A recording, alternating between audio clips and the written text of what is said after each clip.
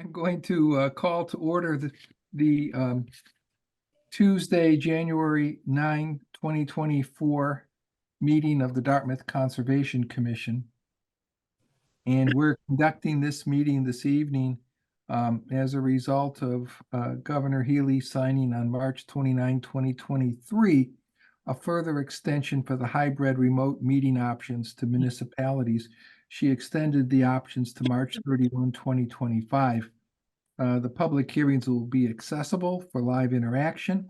And there's a raise your hand feature down at the bottom bar. And then, of course, waving your hand will, I got to find my camera now, will also accomplish the same thing. What we're going to be doing this evening is go through the administrative, then the field trip reports, and then we'll begin with the public hearings, and we'll conclude with items for discussion. Certainly anyone in the public is welcome to listen to the items for discussion, but those aren't public hearings. Okay, first item of business is the approval of the minutes of the December 5, 2023 report. We have a motion. So moved. We have Second. a second on the motion. We'll do a roll call vote. Jim? Yes. Kyle? Yes. Nat? Yes. Patty? Yes. And I'm a yes. That motion passes unanimously. By the way, at the moment, we have 5 commissioners present, and so we have more than a quorum. So we are fully entitled to vote this evening. The second item of business is the approval of the field trip reports of December 9th, 2023. So moved. Second. Seconded motion. We'll do a roll call vote. Jim? Yes. Kyle? Yes. Nat? Yes. Patty? Yes. And I'm a yes. That motion passes unanimously. And the third administrative item is to receive the minutes of December 19, 2023. So moved. Second. Seconded motion. Roll call vote. Jim? Yes. Kyle? Yes. Nat? Yes. Patty? Yes. And I'm a yes as well. That motion passes unanimously. We're moving now to our field trip reports, and the first is a request for certificate of compliance with DEP file 15-2665 RCC 2364. It's from Round Hill Community Corporation, care of Alan Haru, for the as-built concrete cap over an existing kayak launch ramp with a coastal dune on land described as map 91 lot 1. It's otherwise known as 0 Round Hill. Mark, what is your recommendation on this request? I go into my recommendation, Mr. Chairman. Commissioner Burke is online right now. Joe, you just came off of mute, so I was going to just tell you you were muted. Okay. Thank you. Having said that, the COC request for Round Hill Community Corp for the kayak landing staff is recommending a complete COC on this project. Thank you. Any commissioner have any question? Seeing none, I'll entertain a motion for the issuance of a complete certificate of compliance regarding DEP file 15-2665 RCC 23-64. So moved. Second. We have a seconded motion. Roll call vote. Jim? Yes. Kyle? Yes. Nat? Yes. Patty? Yes. Joe? Yes. That motion passes unanimously.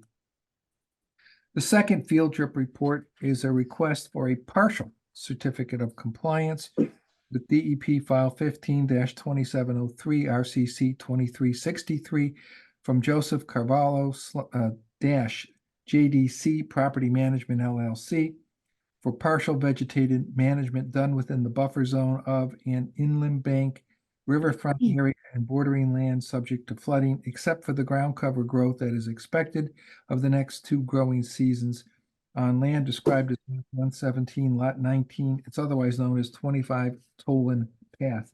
Mark, what is the recommendation from staff on this request? Well, this is a little complicated and has a little bit of a backstory. I think you'll remember the violation. The work was done during the second week of November. after the 2023 growing season. Some 2 months and a few days passed. We are not yet halfway through the first winter. We have not entered the first full growing season, nor have we gotten a monitoring report from the first full growing season to determine whether this is successful or not. What we did do was we did grant, we okayed, the work had been done. It was granted so that we would lift a cease and desist on all external work to the house structure. We are now being asked, just over 2 months after the project was implemented, prior to a growing season, prior to an overwintering, to make some sort of conclusion that this project has been successful.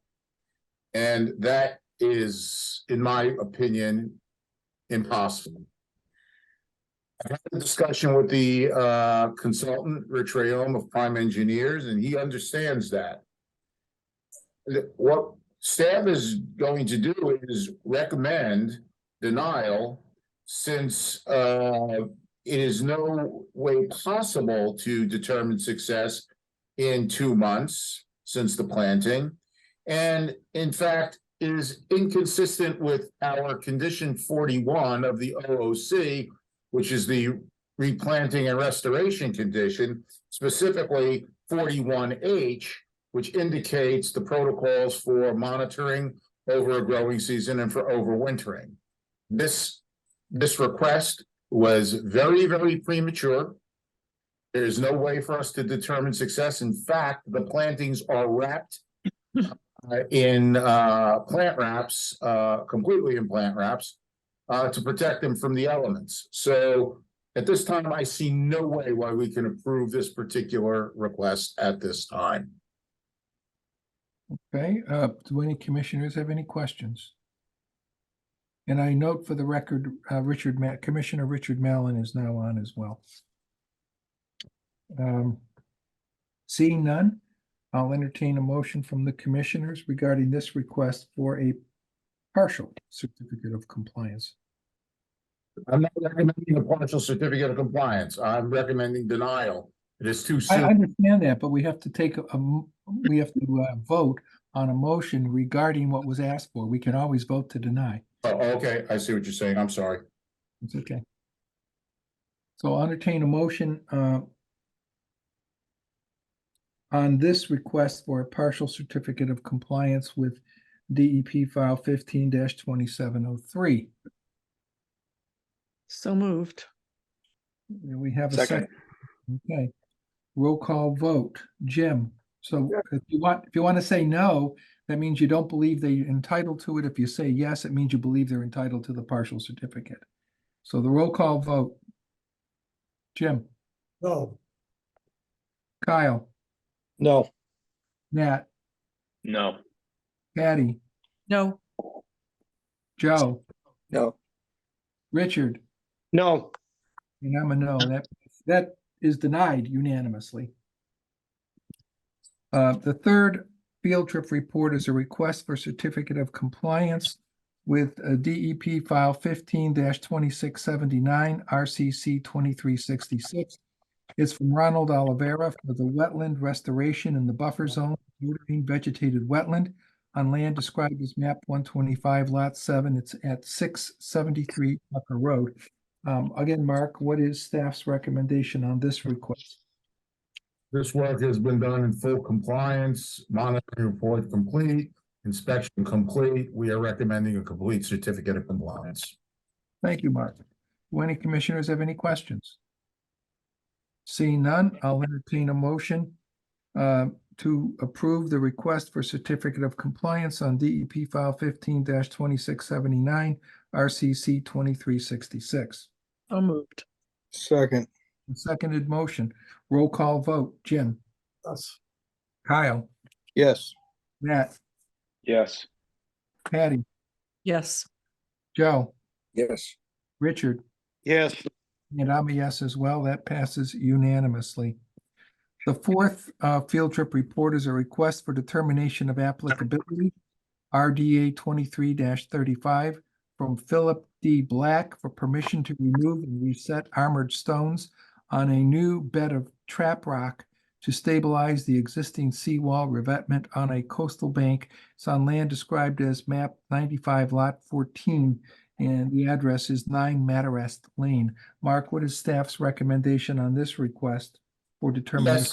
Yes, a 70 plus or minus foot stretch of a revetment has been damaged due to the constant storm effects. It does need repair. The shoreline is jeopardized. It is an armored coastal bank. The work is consistent with what was previously approved out there and will repair the integrity of the wall. Therefore, staff is recommending a -2 determination with ECD conditions to stabilize any ground that may be destabilized due to equipment moving rock in and moving rock out. Thank you, Mark. Do any commissioners have any questions regarding this request or staff's recommendation? Seeing none, I'll entertain a motion on this request for determination of applicability. Make a motion for a -2 determination with the conditions so stated by Mr. Garrett. We have a motion on the floor. Do we have a second? Second. We have a seconded motion. Roll call vote. Jim, Yes. Kyle, Yes. Matt, Yes. Patty, Yes. Joe, Yes. Richard, Yes. and I'm a yes as well. That motion passes unanimously. The fifth field trip report is a request for determination of applicability, RDA 23-34, from Jose T. De Souza for the confirmation of wetlands delineated on land described as map 37, lot 20. That's at 482 Fisher Road. Mark, what is staff's recommendation regarding this request? Yes, we inspected the wetland delineation, which is the purpose of this request, and the wetland delineation is accurate as inspected. However, there is some debris in the wetland and in the buffer zone, and we are going to condition this approval of delineation that all debris has to be removed and properly disposed of off-site. Okay, so I will entertain a motion if. Excuse me, Mr. Chairman, all of that prior to any application for any kind of land development activity. Okay, so it's conditioned on removal of the debris off-site before there's any application for any activity on this land. Is that correct? Yes, Okay. Any commissioner have any question? I don't see any, so at this point, I'll entertain a motion for a determination of applicability regarding the wetland delineation and that wetland delineation being accurate, conditioned on removal of debris from the wetland area prior to any application for activity on site. So moved. Second. Second, we have a second motion. Roll call vote. Jim, Yes. Kyle, Yes. Matt, Yes. Patty, Yes. Joe, Yes. Richard, Yes. and I'm a yes. That motion passes unanimously. The sixth field trip report is a request for extension permit, DEP file 15-2554. That's REP 2312 from Vermet Development LLC on the behalf of the owner applicant to construct a single-family home with associated clearing, grading, and utilities within the 100-foot buffer zone to a bordering vegetated wetland. It's on land described as map 127, lot 144-3, and it's on Rockland Street.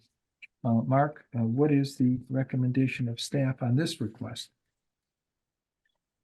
staff is need to grant a 3-year extension on this. They've begun some of the work, but they have had issues throughout that development that they've had to address. So the work has been delayed. So we are requesting a 3-year extension to February 3rd, 2027.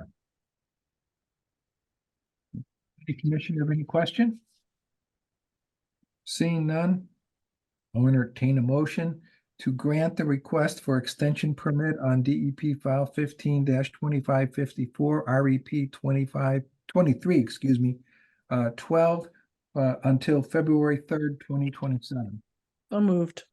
Second. With a seconded motion on the floor, roll call vote. Jim, Yes. Kyle, Yes. Nat, Yes. Patty, Yes. Joe, Yes. Richard, Yes.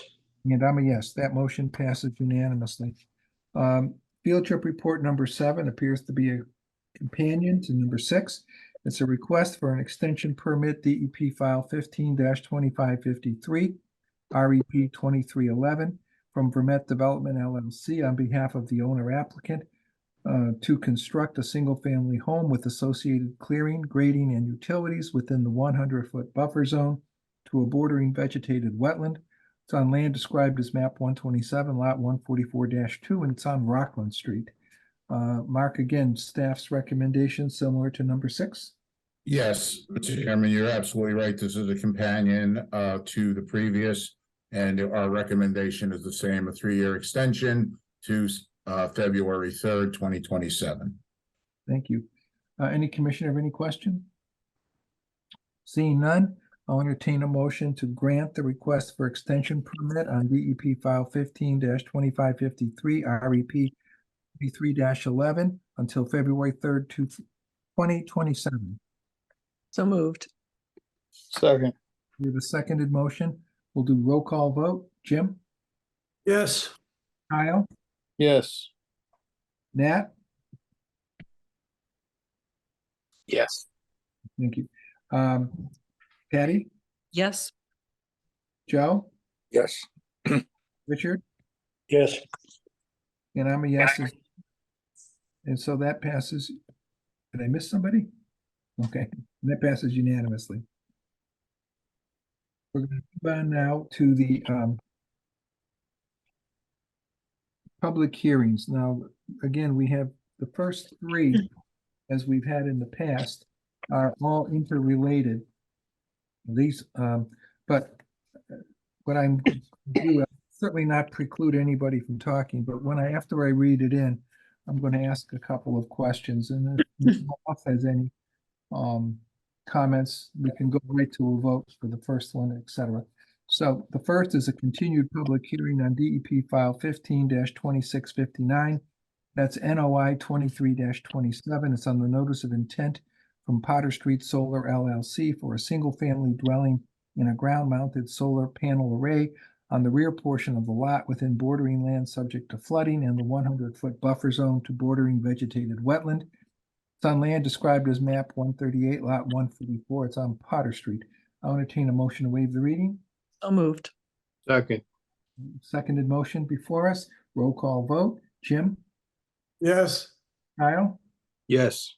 Nat, Yes. Patty, Yes. Joe, Yes.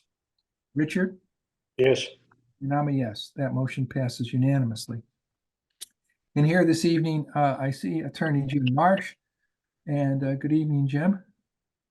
Good evening, Chairman. Good evening, Commission members. So my 2 questions are, Evening.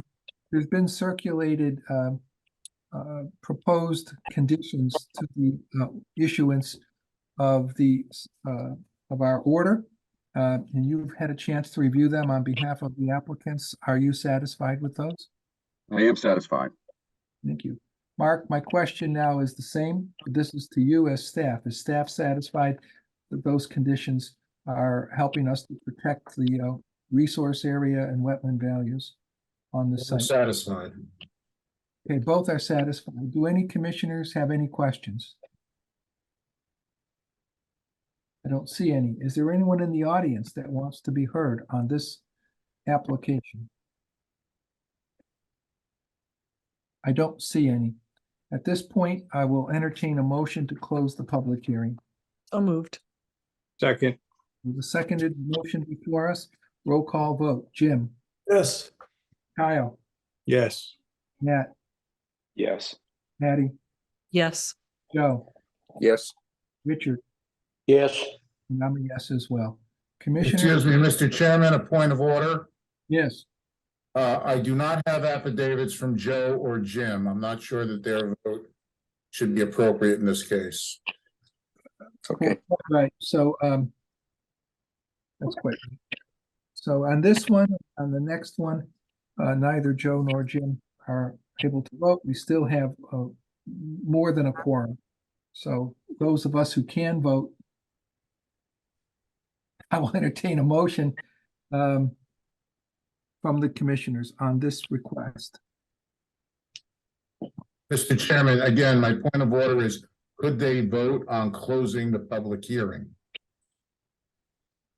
It's a question. I don't know the legality.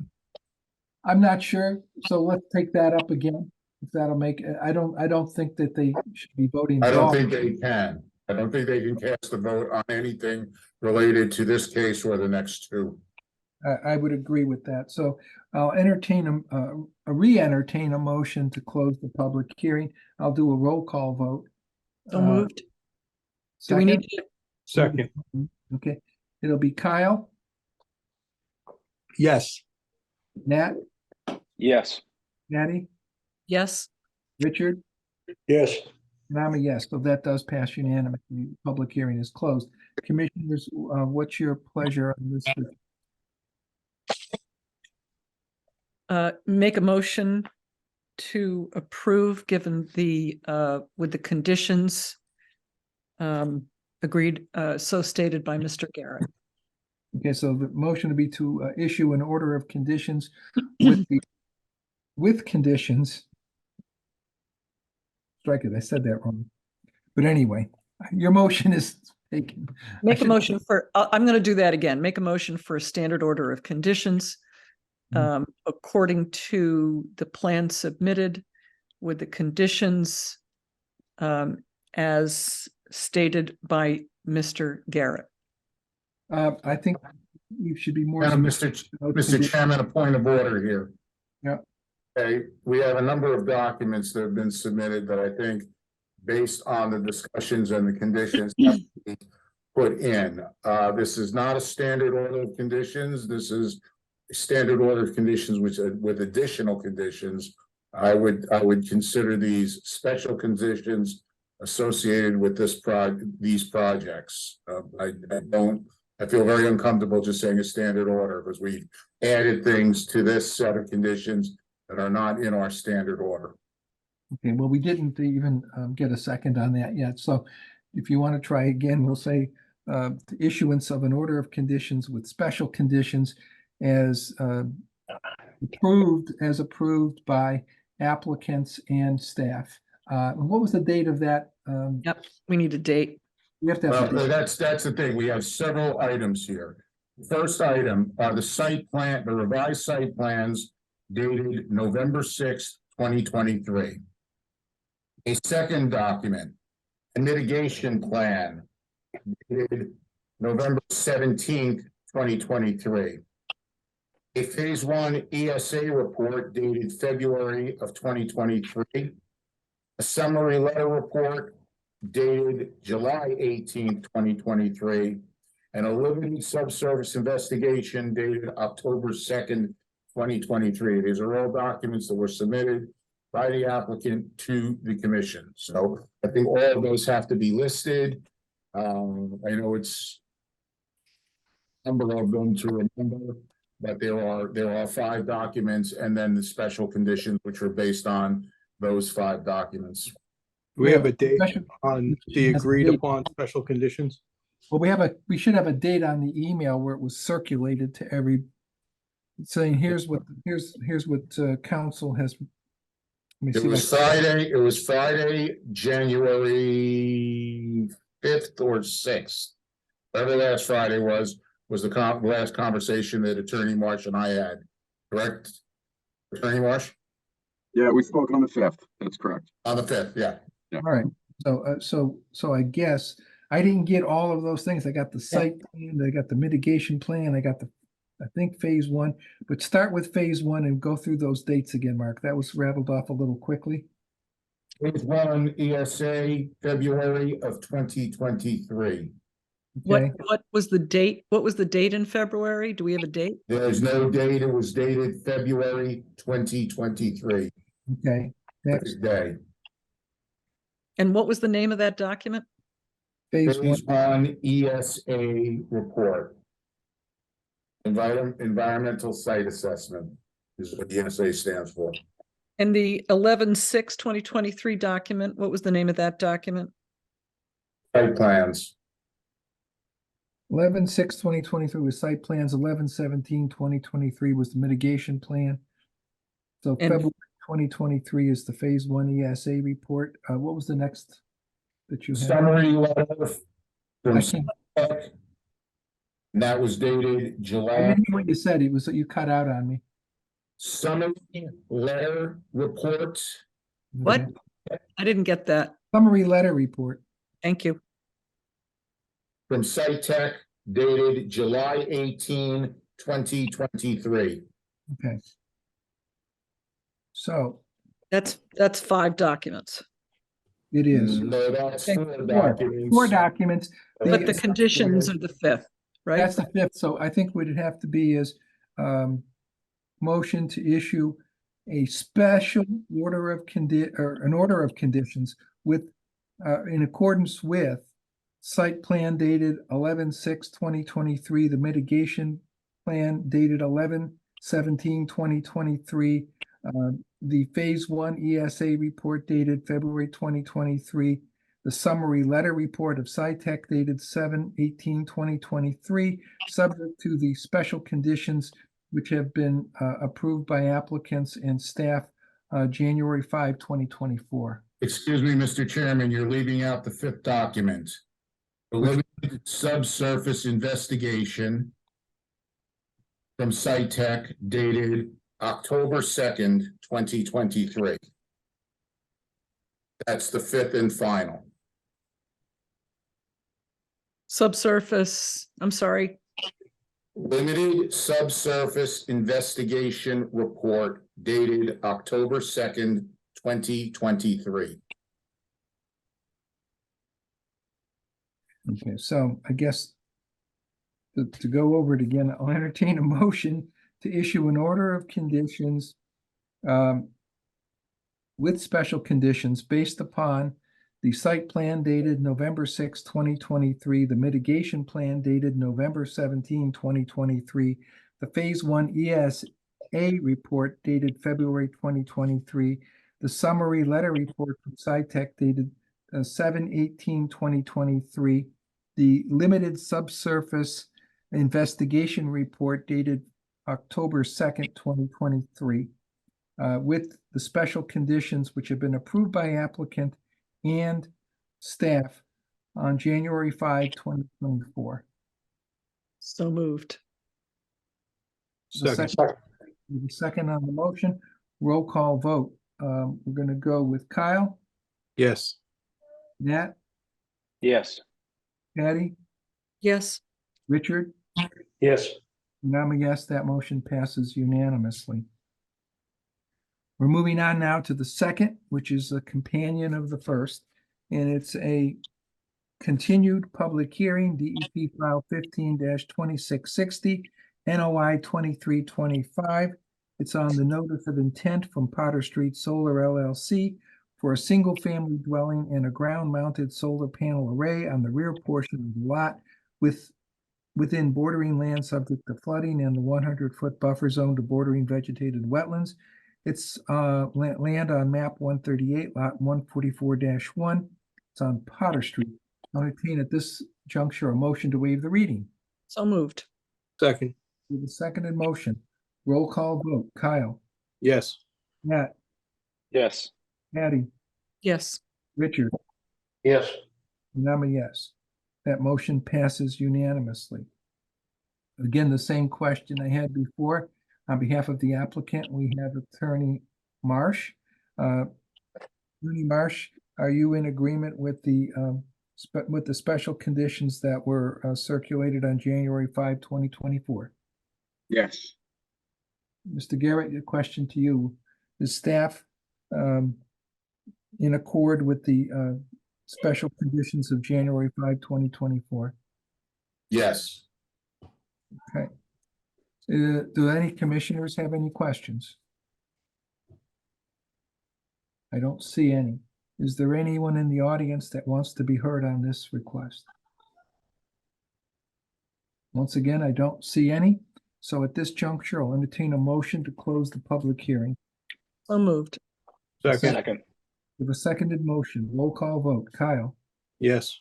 Nat, Yes. Patty, Yes. Richard, Yes. and I'm a yes. That motion passes unanimously. At this juncture, I'll entertain a motion for an order of conditions with special conditions in accordance with the site plan dated 11/6/2023, mitigation plan dated 11/17/2023, the Phase 1 ESA report dated February 2023, the summary letter report of SciTech dated 7/18/2023, the limited subsurface investigation report dated October 2nd, 2023, and the special conditions which have been approved by applicant and staff on January 5, 2024. So moved. Second. We have a seconded motion. Roll call vote. Kyle, Yes. Matt, Yes. Patty, Yes. Richard, Yes. and I'm a yes. That motion passes unanimously.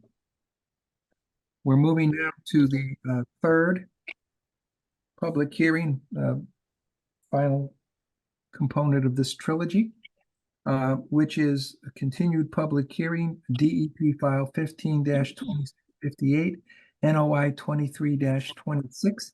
It's on the notice of intent from Potter Street Solar LLC, proposing a ground-mounted solar panel array on the rear portion of the lot within bordering land subject to flooding and the 100-foot buffer zone to bordering vegetated wetlands on land described as map 138, lot 144-2. It's on Potter Street. At this point, I'll entertain a motion to waive the reading. So moved. Second. With a seconded motion, roll call vote. Kyle, Yes. Nat, Yes. Patty, Yes. Richard, Yes. and I'm a yes. That motion passes unanimously. Attorney Marsh is here on behalf of the applicants. Attorney Marsh, are you in agreement with the special conditions that were circulated January 5, 2024? Yes. Thank you. Mr. Garrett, is staff in agreement with the special conditions that were circulated January 5, 2024? Yes. Do any commissioners have any questions? I see none.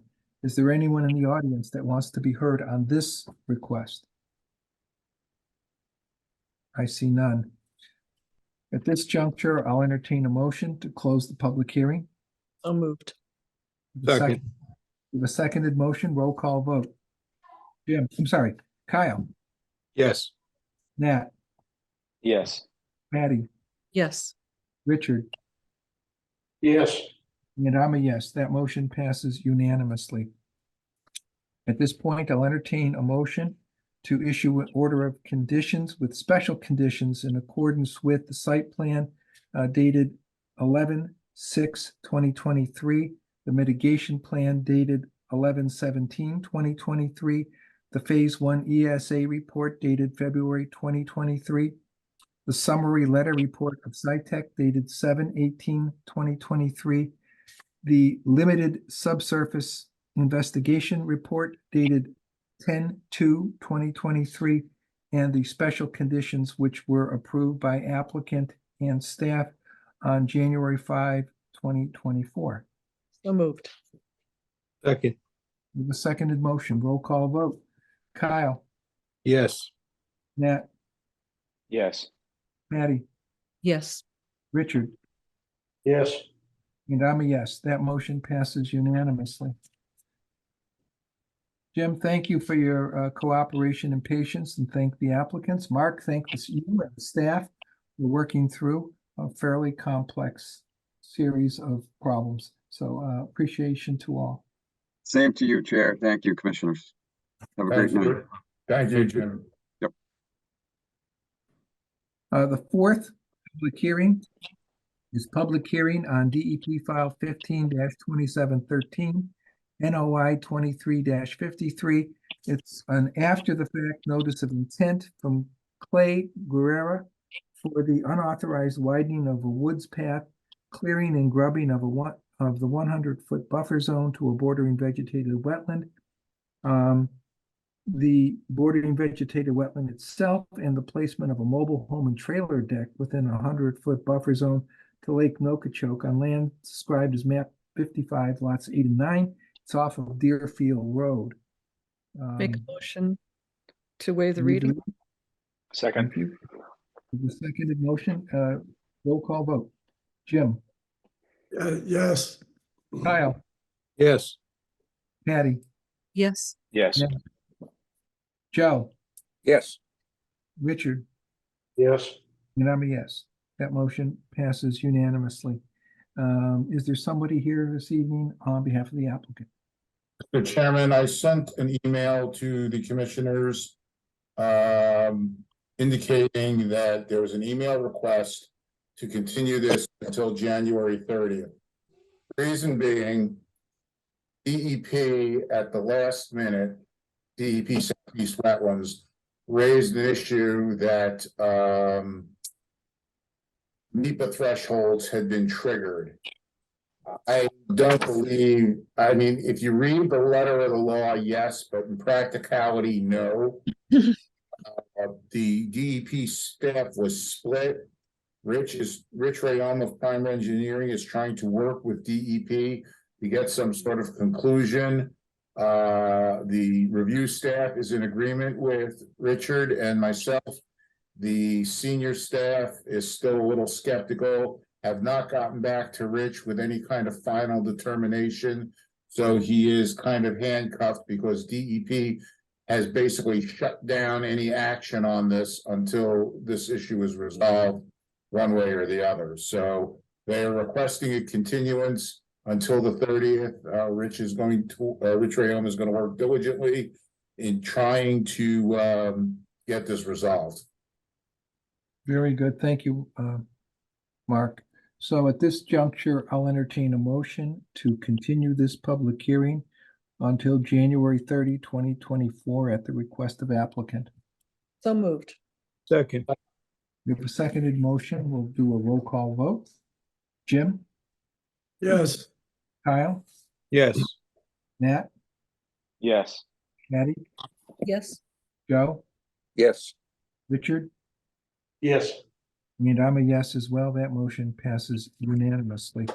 The fifth item on our public hearing is public hearing on DEP file 15-2714, NOI 2354. It's on the notice of intent from Susan Cochran, care of South Coast and Associates, Inc., to replace an existing septic system within 100 feet of a salt marsh, barrier beach, and within the flood zone on land described as map 87, lot 14. It's 12 Smith Avenue. I'll entertain a motion to waive the reading. So moved. Second. The seconded motion, roll call vote. Jim, Yes. Kyle, Yes. Nat, Yes. Patty, Yes. Joe, Yes. Richard, Yes. and I'm a yes. That motion passes unanimously. Is there someone here this evening on behalf of the applicant? Will Connolly, Zenith Consulting Engineers. Good evening, rather. Good evening. The site is 12 Smith Ave. There's an existing 3-bedroom dwelling with a failed septic on site, which we are proposing an upgrade to. There is a BVW located to the northeast portion of the site, which is delineated by Concom 1 through Concom 5.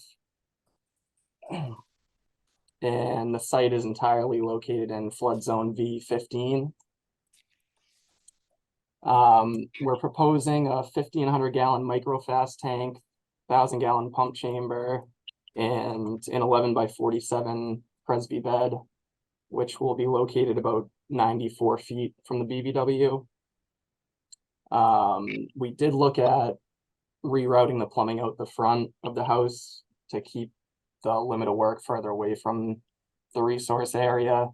But as you can see, they actually built this house right on a giant piece of ledge outcrop. We're proposing silt sock around the limit of work for erosion control. And I will say for the record, there was a revised plan submitted today due to a few Board of Health comments. But they were very minor, nothing affected the limit of work. So that's about it. If there's any questions, I'd be happy to answer them. Do any commissioner, well, I'll go to the staff. Mark, what is staff's recommendation on this? Yeah, quick correction, it's not a BVW, it's a salt marsh. But that notwithstanding, the existing failed system, as with the house, was built right up against the edge of the salt marsh. And what is being proposed is to relocate the subsurface soil absorption system almost 100 feet away. It can't get 100 feet away due to lot configuration and the like. I think that the design has done the best job it possibly can, given the site constraints out on the cow yards, if you're familiar with the cow yards. Will did reference a revised plan, which I received today. And originally, because it was a revised plan that came in, less than 5 days for your review, I was initially inclined to have them continue this. However, when I reviewed the plan, none of the revisions on the plan have anything to do with conservation. They're note issues and they're things to satisfy Board of Health issues. The plan that they're proposing, or they proposed back in December, is the same plan that in the beginning of December, I believe it was December 8th, is the same plan that was revised December 19th, which we received today. I made a determination to go forward with the hearing tonight because I don't believe that the changes have anything to do with Concom's review or staff's recommendation. And staff's recommendation is to approve this project with standard order of conditions per the plan dated December 19th, 2023. And that plan that will include our standard ECD conditions. Thank you, Mark. Do any commissioners have any questions? Seeing none. Brian, you have your hand raised? Well, no, you don't. Never mind. Does anyone in the audience want to be heard on this application? I don't see any. Mr. Chairman, could I add one thing? I missed a note here. We also received today a letter from Division of Fisheries and Wildlife, Natural Heritage, which indicated that the work would have no adverse effect to the estimated habitat on the cow yards, Barrier Beach, and that the project was exempted under MESA for the priority habitat, which is coexisting with the estimated habitat. So Natural Heritage has no issue with the project as it has been presented. Okay, thank you, Mark. So at this juncture, I'll entertain a motion to close the public hearing. So moved. Second, roll call vote. Jim, Yes. Kyle, Yes. Nat, Yes. Patty, Yes. Joe, Yes. Richard, Yes. and I'm a yes as well. That motion passes unanimously. Commissioners, what's your pleasure on this notice of intent? Make a motion for a standard order of conditions according to the plan submitted December 19th, 2023. With the also included in that is the standard ECD conditions that Mark described earlier. Second on the motion. We have a second on the motion. Roll call vote. Jim, Yes. Kyle, Yes. Nat, Yes.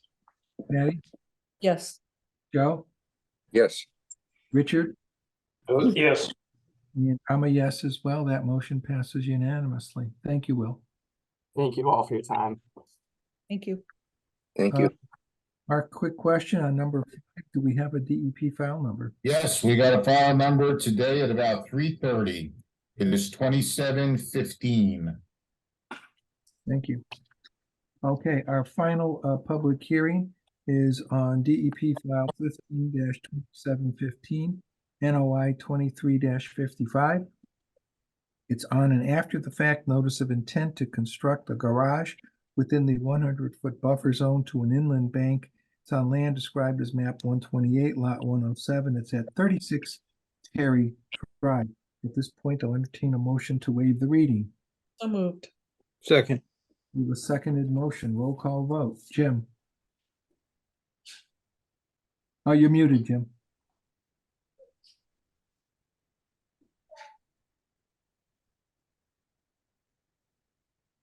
Sorry about that. Yes.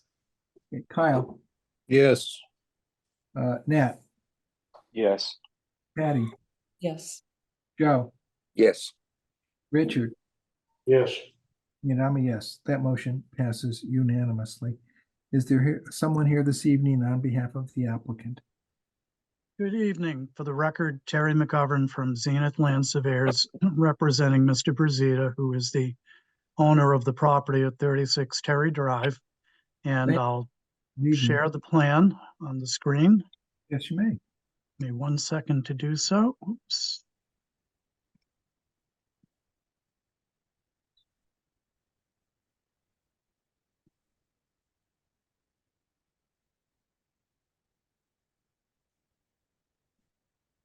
Okay.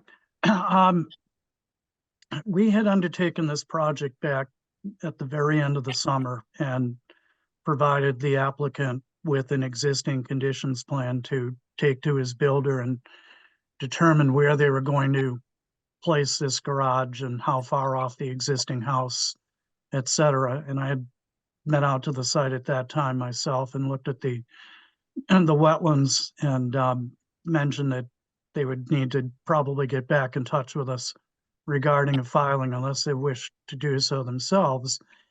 And apparently somewhere in that translation, something got lost and they were able to obtain a building permit, whereupon they started construction and whereupon Mark was notified and issued a stop work on the project, and here we are.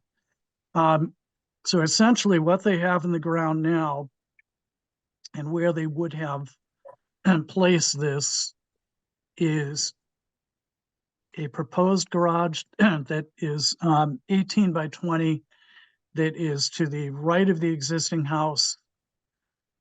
Just want to get to my little zoom button here and blow this up a little bit.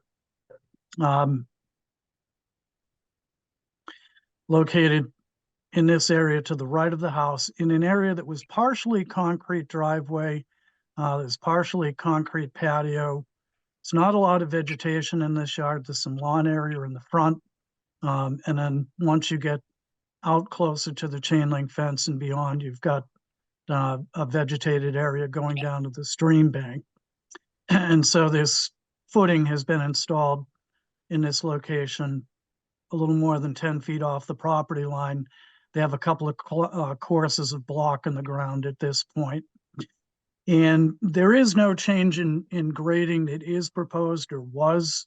They'll run a driveway back to the garage when it's done. It's really almost an oversized single car garage.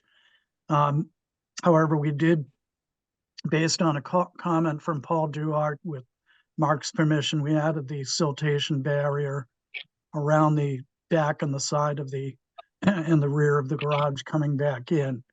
Mark did mention today, and I'll call attention to the fact that on the existing site, there is a chain link fence that has extended over the property. It looks pretty old. It's probably been there for some time. And I know Mark mentioned that he wanted to make sure that a new fence is placed along the property line to ensure that debris, clippings, et cetera, aren't tossed over that fence and into that area adjacent to the stream channel. And that, to me, is an agreeable condition. So with that, I will leave it to Mark to add any other notes that he may have. And thank you for allowing me to present. Oh, you're very welcome. Thank you for a clear presentation. At this juncture, Mark, I would certainly entertain staff's comments. Yeah, I'm gonna rewind and kind of highlight some things that Terry said and add some things. From our perspective, this project started late spring, early summer. A request was made to conduct an A1 site assessment and in the area of the garage. So on Terry's plan, you can see a solid blue line with some wetland flagging on it. That was a line that was put out in the field by Adam Seablom. That line extends from the front of the property to the rear of the property. And then basically the line turns on a right angle behind the house. That broken blue line was not hung by Adam because that was well beyond the buffer zone. So Adam made a comment in his A1 report that any work regarding the garage would need to file a notice of intent. It was a foundation construction in the buffer zone. And we submitted it and basically heard nothing. Fast forward into the late autumn, and I received a call from DPW indicating that they were doing work in the buffer zone. And I said, well, they got to stop. And upon further investigation, it was determined, and I don't know who made the original error, but a series of errors took place in which the applicant, whoever filled out the building permit application, indicated that this work was an alteration and not an addition or new construction. That would seem like a minor case, except in Viewpoint, conservation is not alerted on alterations. Alterations are things that are occurring within the existing footprint, changing windows, changing siding, painting, those kind of things. However, new construction and additions do. So we never got the Viewpoint review for this project because A, the applicant checked the wrong box, and B, it was not, a determination was not made to correct that error at the building department. The reason we found out about it was DPW was called out by the building commissioner to look at something. Paul called me and said, hey, you know this is going on? I said, no, I don't. It's kind of tucked away. You don't drive by it, you got to drive to it. We went out and sure enough, there was a foundation, as Terry's indicated, in the ground. I think the building commissioner had already stopped work, there were some issues that he had with it. And we then said, we basically commented to the building department that, you know, there's a cease and desist on this work from conservation because there is no notice of intent and one needs to be filed. Having said all that, it was filed after the fact. And there's nothing different, you know, they're asking nothing different in this filing than exists on the ground. This is a revised plan that's dated yesterday. And the only difference between this plan and the plan that I submitted to you was they put the erosion control devices in, and you can see the detail. It's consistent with our standard ECD condition. Therefore, I don't think it's an item that you would review and have fault with, since it's consistent with what we typically require. Having said all that, staff is ready to recommend a standard order of condition as per the plan revised January 8th, 2024, with one additional condition, and Terry alluded to it. if this is going to be the plan of record, okay, we need to be careful that we're authorizing off-site work. A chain link fence is shown in the paper street.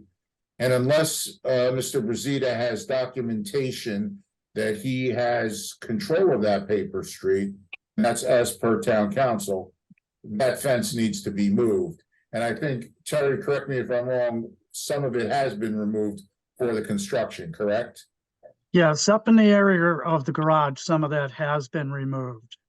So my special condition was to move that fence onto the site. Okay, so the site, the property boundary is that heavy dark line that has the turning radius up by where it says Terry Drive.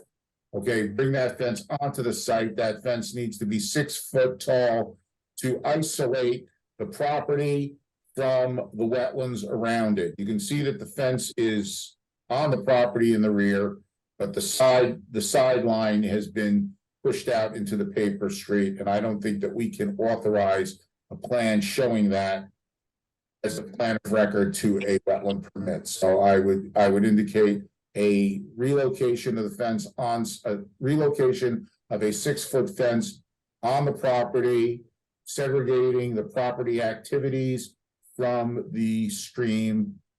And I don't know what the orientation is of this plan. I'm going to say to the northwest, because I'm guessing the north arrow is pointing up. Mhm. That's correct. There's Okay, a- so isolating the property and its activities from the stream channel to the northwest. Okay, so I have a quick question, Mark.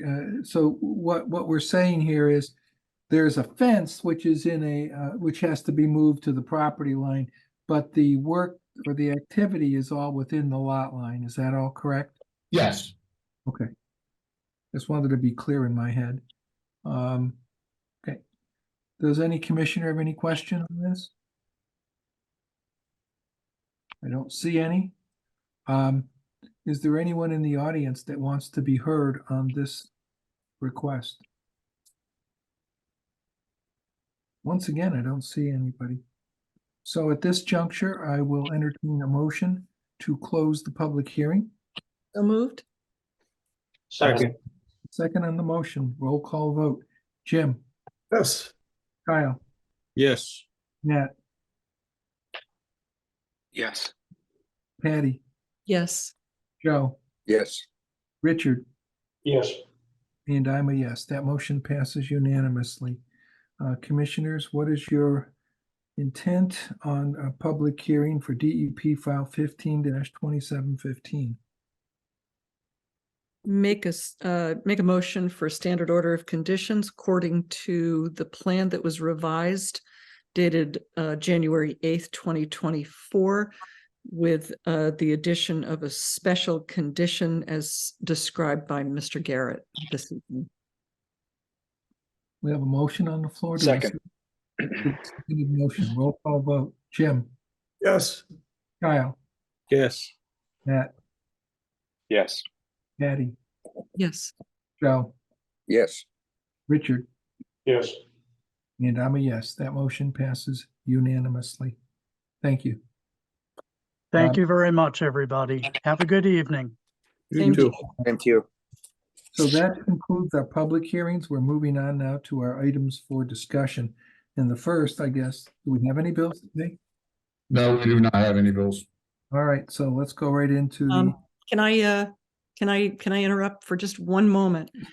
So because I think I probably don't need to stay for the rest of the meeting, unless you so desire. But I would, so I hope that's all right with you, Mr. Chair, Mike. you've earned it. I just want to say good night to everybody and thank you. And thank you to Mark for putting up with me for all these years. And your staff. And I also thank you for all your expertise and support over the years. It's been exemplary and I'm very appreciative of all the discussions and all the explanations. It's been very, very helpful to me. And I also want to thank everybody else for putting up with me. And Was a pleasure. so I just wanted to wish you all well and to wish you all a good night. Patty, thank you very much, as usual. Nothing but class. And your work on the commission will be hard for anyone to follow. Do it as well. You've always been insightful. You've been extremely reliable and fair, and I've appreciated the dialogues we've had, and I've appreciated what you've done for the town of Dartmouth and the Conservation Commission in particular. You're Thank most welcome. And thank you to everybody thank you to everybody. So with that, I will say good night. Thank Good to you. have you, Patty. Hey, Patty, good luck. Patty, Thanks. good luck. Don't Bye-bye. be a everybody. stranger. See you around the neighborhood. That's it. Bye, Patty. Bye-bye. Okay, Mark, you may now continue with the discussion items. I'm gonna take a couple of them they're really quick items, and then we can get into the bylaw discussion. Richard, are you still there? I'm here. I need you to come in and do a signature on that, the order conditions for the Demers Lloyd work. Mark, I'm far away right now. Uh-oh. I won't be back. I have a funeral to go to. We're coming back earlier. So I will be there this coming Friday. I'm That's flying in fine. on Thursday. Is that all right with you? Whatever works for you, I just wanted to make sure that we got it, because we need your signature, because we only have 4. 5 people put it on that, and Kelly was one of the 5, so Kelly obviously is not available, so we need the 4, so I'll wait on you, yeah, no problem. Thank you very much. The second item is a quick one, as you know, and as we just experienced, Patty is resigning from the commission after tonight. And she has put in her letter to the select board and to the town administrator and to, I believe, the chairman and myself. She's made that announcement. If we're going to rely on public notices and town, postings, we're going to be having this discussion in 6 months. We need commissioners. If you know somebody who you think would be a good candidate, we need to recruit. Okay. And I would also let me just finish, Richard. I would also suggest that we look beyond just South Dartmouth. If you know somebody from the north, we have a big part of the town that is north of State Road and I-195, and they have different perspectives on things, and that's not a bad thing. It provides for a better rounded commission. So I would ask commissioners to instigate anyone who might mildly be interested, who could provide us with great assistance. We're going to have a big void that we have to fill. If I could, I'm going to be bumping into Jackie McDonald also this Friday when I come back. I'll bump it across her. I spoke to her a month and a half ago, maybe 2, before Kyle came on. If that meets with everyone's approval, I'll see how she's thinking. But I'd like your input before I call her. Richard, I think that I also had a discussion with her before Kyle came back, and she indicated to me at that time she was starting to feel like maybe she missed it more than she hated it, I guess. And certainly her expertise is probably better than we could get otherwise. And when she was a commissioner, her dedication was second to none. So I would think that if she's interested, I certainly would welcome the opportunity to put her back on. Then I'll make the call, although I also have to see her Friday morning.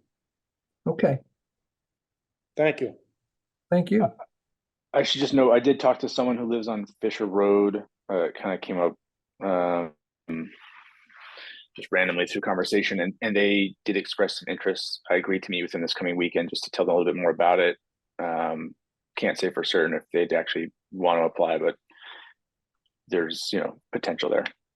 Well, I think there's no reason why you shouldn't continue with that because we don't have an answer from Jackie and may not get a positive one. But, even if we always want to take an opportunity to look at what a candidate can bring. So I won't prejudge that. I think it's worth asking that and following up. Okay. All right. That being said, Mark, floor is Well, yours. we're on to the wetland bylaw revisions, and we have Assistant Town Council Brian Cruz here. I forwarded everybody his revised draft for your review. I don't know how much was reviewed or not, but how much you got to, but I'm going to turn it over really to Brian right now to discuss his comments. Brian has moved dramatically from a previous opinion. I think he's worked through the issue. I don't want to speak for him, but he certainly, I think, has provided us with a quality document here. I've got a couple questions on it, but by and large, I think it speaks to a lot of what we were saying. So having said that, I'm going to turn it over to Brian. Thank you, Mark, and good evening, everyone. Hey, hi, Brian. So sort of dovetailing off that, a lot of what was going on before was us trying to figure out how to marry practice with the language of the bylaw. And the current bylaw talks a lot about imposing conditions on negative determinations, while characterizing negative determinations solely as being a jurisdictional determination, which create a paradox. How can you impose conditions on a statement by you that you aren't in fact seeing jurisdiction on the issue? So attempting to resolve this, we moved in one direction, which was to veer away from what DEP does in terms of determinations and make our determination solely about jurisdiction.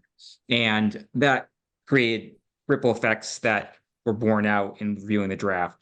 And really, in looking at it a second time, what became apparent is all these difficulties are stemming from the fact that our bylaw protects the buffer zone differently than DEP does under the Wetlands Protection Act. And so the way DEP does determinations for negative determinations is, you can have a negative determination because it's not within a resource area. You can have a negative determination because it's not a type of activity that alters a resource area. Or you can have a negative determination because the activity is taking place in the buffer zone and it's not going to impact the resource area. That last category doesn't apply to our bylaw, because if it's taking place in the buffer zone, it is in of itself actionable under our bylaw and jurisdiction is there. So that's where the disconnect is occurring. And what it ultimately comes down to is, for the purposes of the bylaw, you can't use DEP's form to issue a -3. It's just not possible because the same jurisdiction doesn't exist and the same protection doesn't exist between DEP's regulations and our bylaw. So really what it comes down to is, and we can go into details if you want about how I've redrafted this, but we have to have different types of negative determinations. There's jurisdictional negative determinations, which are replicating essentially what DEP does.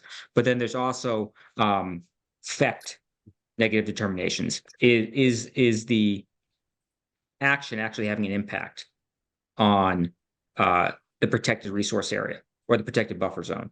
And that's something that doesn't exist with DEP, and that would be unique to you guys. And so if you want to be able to impose conditions on some negative determinations, what you would be doing is imposing them on a determination that, yes, there's some de minimis activity taking place in a resource area or in a buffer zone. These are the standard conditions we're going to impose to ensure that that de minimis activity has no impact. And assuming all that is in place, you don't have to go through the full process for a notice of intent. This is the best I can come up with to square practice and reality with what the bylaw currently says, what you want to say, and how we can square that with what DEP is doing.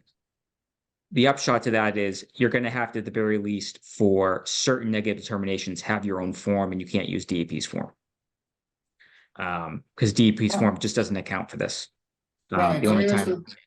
Can I Yeah, ask go a ahead. question on this? Yeah, after we had this discussion, I was thinking.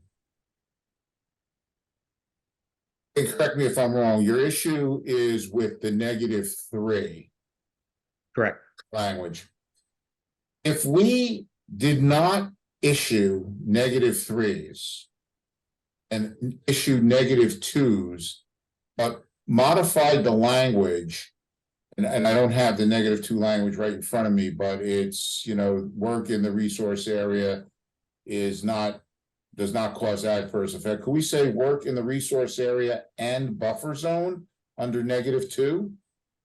To simplify having to do two forms?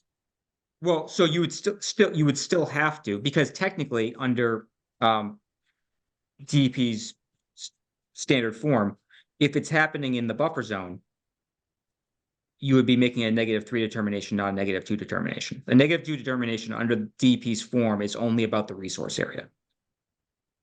And you can't just modify their form, you'd have to create your own form. And Yeah. so if you want to create your own form differently, that's then I've suggested that's fine. But DEP's form does not account for our situation because it assumes that the buffer zone is not separately protected. And that's the issue you're running into. Okay.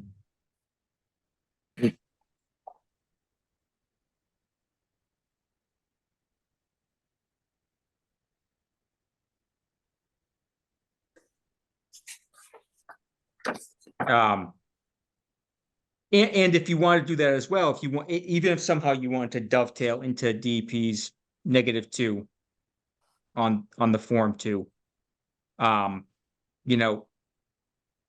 that still doesn't allow you to impose conditions. Because the only time the DEP allows you to impose conditions on -3 relative to buffer zone. So if you want to be imposing conditions on de minimis activity, which is kind of what I'm hearing you want to do, then we need to draft the bylaw to specifically say that, and you need to have a separate form that would allow that. Because as is right now, under DEP's forms, the only time you can impose conditions on a negative determination is if it's a -3, where it's only in the buffer zone and it won't have any impact on the resource area. So again, these are suggestions I've made. We don't have to go this route, but I'm identifying the crux of the issue that has to be resolved somehow, which is the disconnect between DEP's forms that you've been using for determinations and the fact that under our bylaw, buffer zones are separately protected in a way that are not under the Wetlands Protection Act. So that has to get resolved somehow. And if this is not the solution you guys like, we can come up with another one. But ultimately, that's where the disconnect is happening. So I'm happy to talk about that more. And ultimately, however you guys want to impose conditions on negative determinations, the only thing I can say is you can't impose conditions on negative determinations relative to jurisdiction, because that's just paradoxical. If you think that it's not within a resource area, or you think it's not an activity subject to the bylaw, then you can't impose conditions because you don't have jurisdiction. So, which is why I've sort of fleshed out that there's two types of determinations. There's jurisdictional ones, and then there's impact ones. And if you want to make a determination that you didn't need a full notice, a full permit review because it's de minimis activity that is otherwise jurisdictional, and you want to impose some minimal conditions to ensure that de minimis activity doesn't spill over into a way that would require a permit, you can do that and we can draft the bylaw that way. But there's no way to create a situation where you can impose conditions on a jurisdictional issue. And in fact, DEP doesn't allow you to do that anyway. under the Wetlands Protection Act, if you think there's no jurisdiction, you cannot impose conditions. That's just how the Wetlands Protection Act is. That's how the regs are. That's how their form is. There's no conditions imposed if you say that there's no area subject jurisdiction, or you say that there is no activity subject jurisdiction. So to the extent that, you know, you want to impose conditions that can't be based on jurisdiction, and I can't work around that limitation, if that makes sense.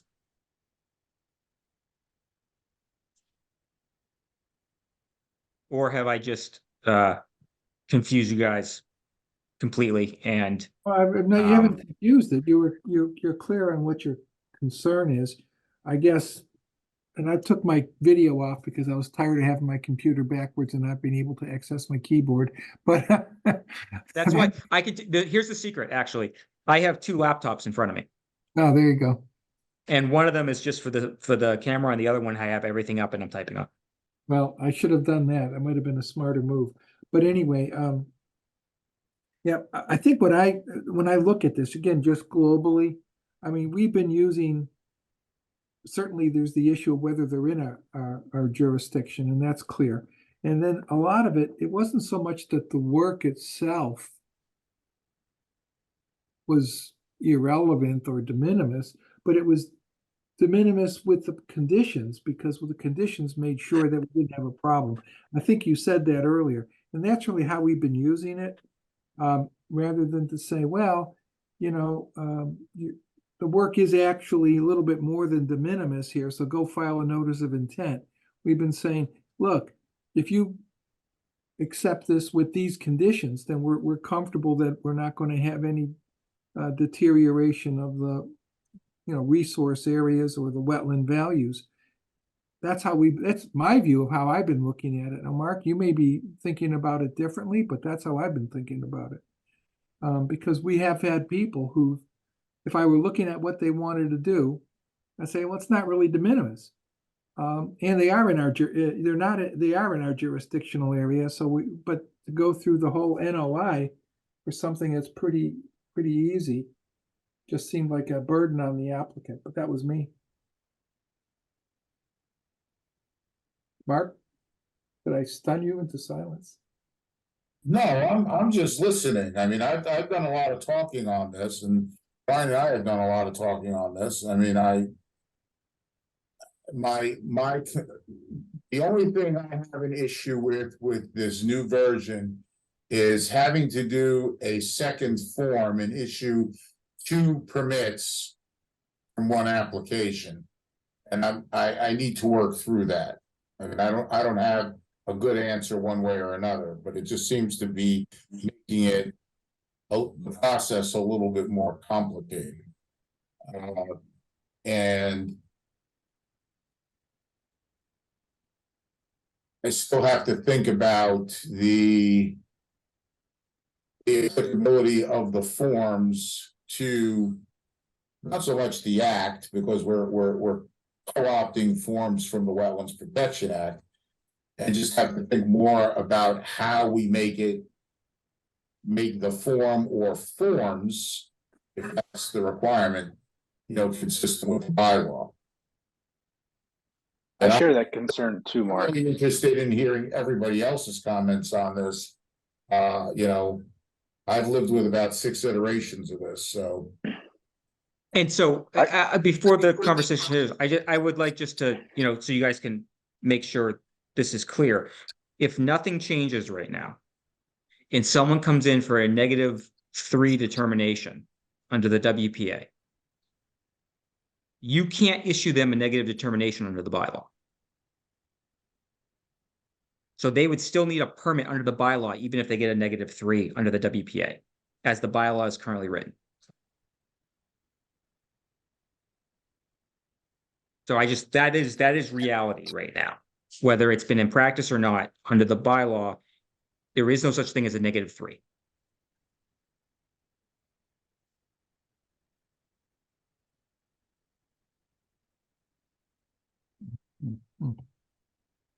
Well, that's a problem, isn't it? That we've got a whole bunch of things that have been issued and people have acted upon that are apparently illegal under our bylaw. That's not a good thing. We have to And remedy. so what I'm trying to do is make sure that what is in the bylaw reflects your practice. And if you don't like this, we can do something else. But right now, what I don't want to have happening is that where the bylaw is just being ignored because we're kind of treating everything as being the same under both the WPA and the bylaw when in fact it isn't. So that requires some change to occur, whether it's in practice or in language. Which it is a policy call. It's not for me to say which is right or wrong, but that has to be discussed and decided. And could we, if we're issuing a negative determination under the act and the bylaw, okay, is there a way to utilize the existing state form and then pose an attachment to it that deals specifically with the bylaw? I mean, what you would do is they could get a negative determination. If we're talking about a -3 under the WPA, they can get a -3 under the WPA, conceivably, but they would still need a permit under the bylaw as written because they're operating in the buffer zone. And the bylaw does not distinguish buffer zone from resource area in terms of protection. So -3 only exists under the WPA because of the fact that the buffer zone is treated as a lesser interest. Under the state. Under the state, because under WPA it's treated as a lesser interest. They have a -3 where you can do these minimum, you can whatever conditions to make sure that the work in the buffer zone doesn't impact the resource area. Under our bylaw, work in the buffer zone in and of itself is jurisdictional. And so technically that requires a permit as currently written. And so if you don't want that to be the case, that would be a substantial change to the bylaw. I mean, one option is to create a third category. None of this is, this is the reality. As long as the bylaw treats the buffer zone differently than the WPA treats the buffer zone, there is no simple solution to be able to mirror how you operate under both jurisdictions. It's just complicated. And so there's various ways we can fix that to make it so it works, but it's going to be complicated because jurisdictionally the two regimes, bylaw and Wetlands Protection Act, are not the same. And so to try to treat a project in the buffer zone as being the same regardless of which regime you're looking at is just, that's not the case. And so, you know, that's the discussion that has to be had.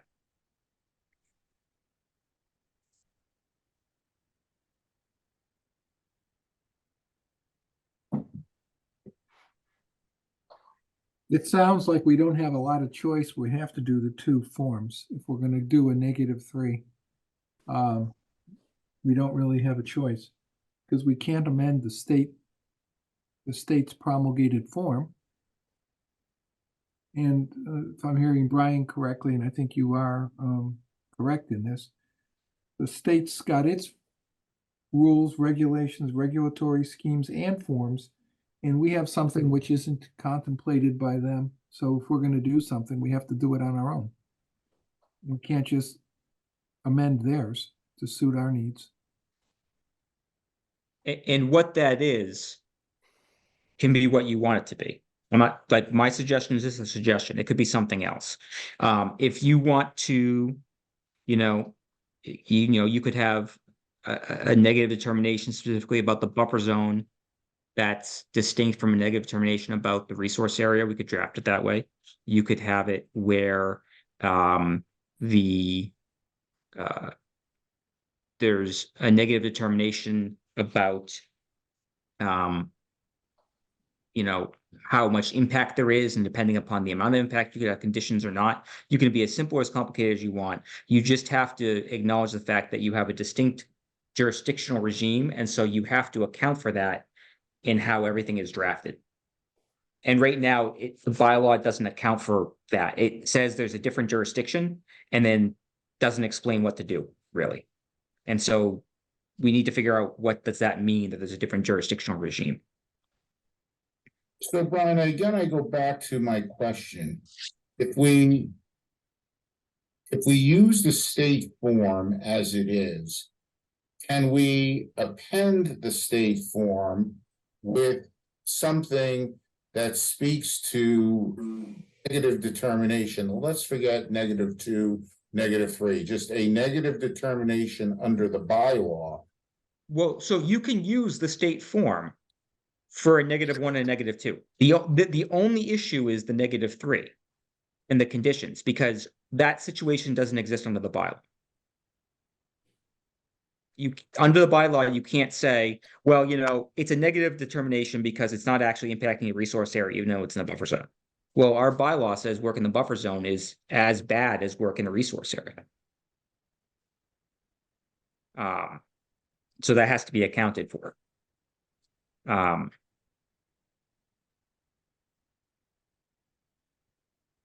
would the -3, yeah, go ahead, I'm sorry.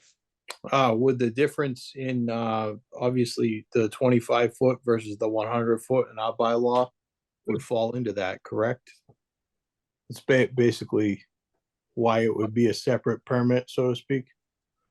So it's a separate permit because our bylaw specifically says that the buffer zones are protected irrespective of whether or not work in the buffer zone impacts a resource area. Okay. DP says if it impacts a resource area, then what you can't do in the buffer zone. And so a -3 is, well, you're working in the buffer zone, but with these conditions, it's not gonna impact a resource area, so we don't care. Our bylaw says working in the buffer zone in and of itself is jurisdictional and you need a permit for that. Gotcha. So a -3 just doesn't apply. We can create our own version of a -3, but like I said, you'd have to have your own form. And that could be based on a de minimis standard. It could be based on anything you want it to be. But, DP, a negative determination is supposed to be about jurisdiction, and DP has all these different bases for when jurisdiction doesn't exist. One of them just doesn't apply to us. And it's the one that you typically impose the conditions on. And, I've explained the problem and I've proposed a solution. It doesn't have to be the solution, but the problem exists, whether my solution is utilized or not. Again, I just want for clarification, you say you can create a -3 on a separate form. When you say separate form, can that be an attachment to the state form that cites it as being bylaw specific? So that when we issue the instrument to the applicant, they're getting one instrument that explains out what those things are? So in essence, we're making two decisions. Let's just say a -3 under the state. Yeah. And then negative whatever we're gonna call it under the bylaw as a de minimis activity. Okay, can that be a singular instrument with that, what you're calling a separate form, a standalone attachment to the existing form that we've been using? If it explains out that. Yes. The bylaw. So yes, conceivably, but then you would be limiting your version of a -3 to de minimis activity in the buffer zone. So it would be specific because you have to mirror, you know what I mean? Because the permit itself, you would never be seeking a negative determination under the WPA for work in a resource area. So if you're going to dovetail off of their form, you would, because if it's in the resource area and it's It would be a -2. No, I'm saying if it's an activity in the resource area. So it's jurisdictional activity, a jurisdictional resource area. You wouldn't be seeking a negative determination of the WPA. You'd be filing a notice of intent, correct? majority of the time, but there is a -2, which says work in a resource area is not impacting, or activity within the resource area is not impacting. You could file for a negative determination. Yes, but it's work that does not meet the definition of an activity that impacts the resource areas, is my point. So it's, the idea is that it's the whole de minimis standard. That's not what DEP is utilizing.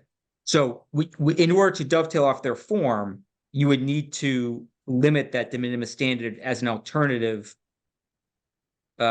review of the buffer zone. You couldn't have that in the resource area because DEP is not doing anything like that with the resource area. So it doesn't apply under the form. If you're doing alternative -3, you're still limiting yourself to the buffer zone for a de minimis activity. Essentially what you're saying, what you would be saying is, and this is workable, I could do this. Yes, jurisdictionally, we say that buffer zones are equally as protected, but we'll allow you to do a negative determination if, with conditions, the impact is de minimis in the buffer zone. It's kind of paring back slightly the protection that the bylaw currently has for the buffer zone without fully going back to what DEP has under the WPA. It's somewhat of a middle ground, and I could draft that. That's a possibility, if that makes sense to everyone. Instead of treating the buffer zone the same as DEP does, or same as the bylaw says currently, you're creating this middle ground where you can do a negative determination of impact in the buffer zone, essentially. As long as it's not also impacting the resource area. So you could do that. It would be changing the extent of protection to a small degree that the bylaw currently gives buffer zones, but you could do it that way.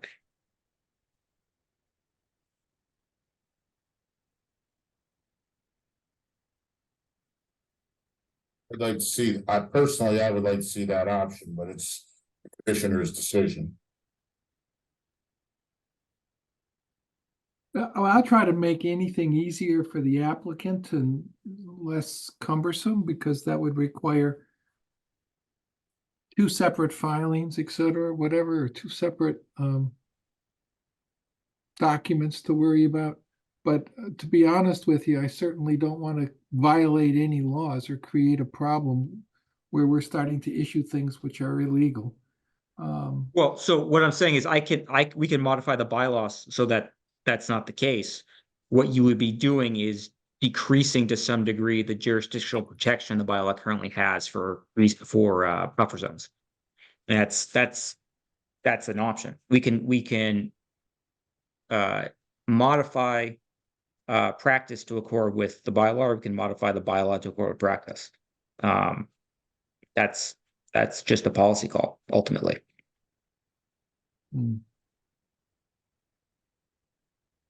I'd rather have the bylaw modified to accommodate the practice, because we're pretty familiar with the practice. I would agree.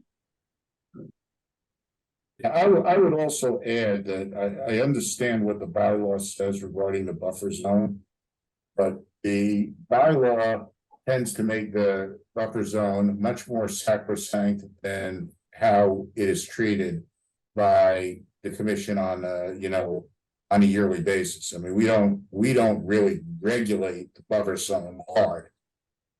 We know it's different under the bylaw, but I mean, practice, I don't know that it really addresses it. I mean, we hear cases all the time with septic system replacements, which have to be done by law in the buffer zone. They got no choice. And we don't necessarily make them always file a notice of intent for that. Sometimes we do if it's really close to the actual wetlands themselves, but we've made discretionary calls. And the other thing that's coming down the pike, which, I mean, I hate to bring it up, but I think I need to. DEP has just come out with a new draft set of regulations for wetlands. And they have expanded the performance, the draft expands the performance standards from non-existent currently to 5 pages for land subject to coastal storm flowage. I don't know what that's gonna do to the state forms. But they're gonna have to revise them at some level, so.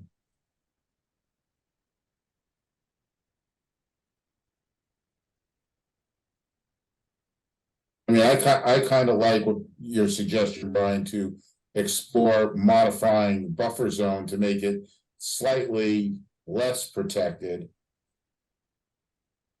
I think de facto that's what's actually happening on the ground, and see if that, you know, we can make the process more linear without creating additional procedural requirements. So that is unequivocally a policy option. From a drafting perspective, I would be very reticent to be suggesting myself what that reduction in scope of protection should be. That is unequivocally a policy call. So I think that warrants a discussion in the commission to figure out what exactly it is they're looking for from a protection perspective of the buffer zone, how they want to treat it versus the resource areas, and how they want to view the bylaw treatment of the buffer zone in relation to DP's treatment of it. That's a massive policy discussion. And really what we've resulted as originally was, well, this is what the bylaw says about the buffer zone. So how are we going to try to resolve all these incongruities as a result of that? And if the outcome of that is, oh, well, we don't want to resolve the incongruities by changing what we've been doing. We want to really think about how we've been treating the buffer zone in the bylaw. That's a brand new policy discussion that hasn't been had yet. And it should not start with me suggesting revisions. That's way beyond where I should be stepping when that hasn't been discussed before.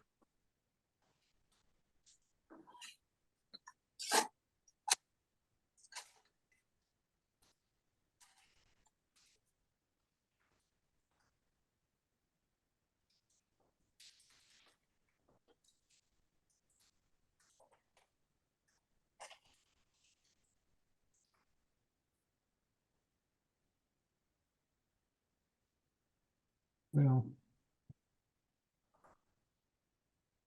I don't know if we're going to be able to resolve that tonight, Mark. Oh, I don't suggest to be resolved tonight. I think you guys should think about it and then have a full discussion just on that to figure out what it is you guys really want to do in relation to the buffer zone. Because that's a massive discussion. That's not something you should have off the cuff. No, I agree with that. I guess, Brian, though, maybe I'm mistaken, but I feel like you understand how we're administering it today. And I think know what we're trying to achieve, which is not place an additional administrative burden on the town, the client, or sorry, the applicants.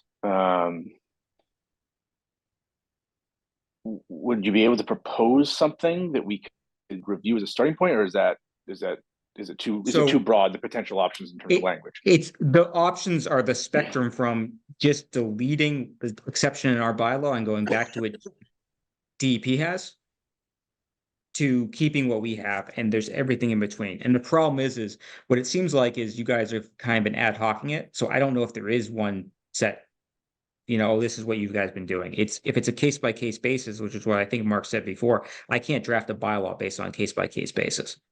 You guys are going to have to decide what the new standard is.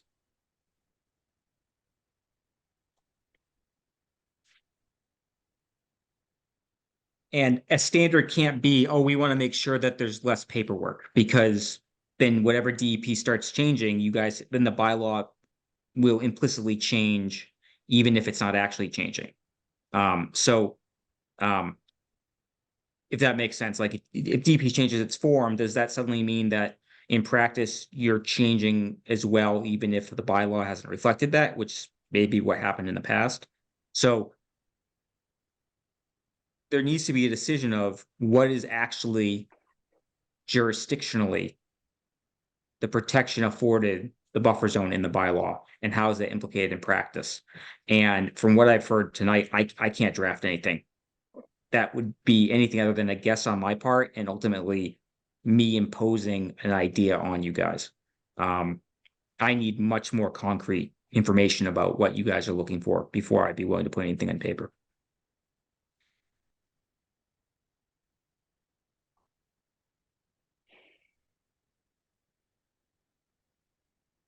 Well, then maybe we better have that discussion, because it's really one of the heart and of what we have on the amendment here, in terms of any other issues. I've gone through this over the weekend actually, and I had a few other comments, but I've got to be candid with you. They were in scope minor, okay, minor. And for me, one of the things that I had was the addition to 360-4, the addition of D. I'm just wondering if we really want to add a requirement that says if we don't have any promulgated design specifications or performance standards, that we go to the DEP regulations.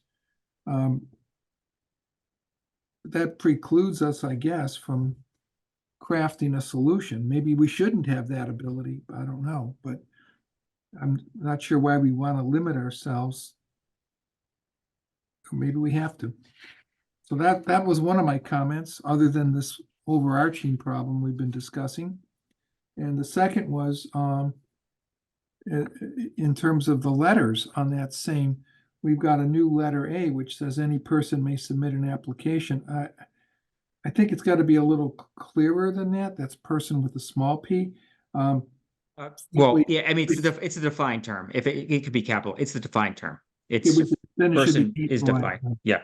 Right, because I want to be sure it's got to be somebody who's either the landowner or has the permission of the landowner. I don't want a neighbor to do that. Let's see.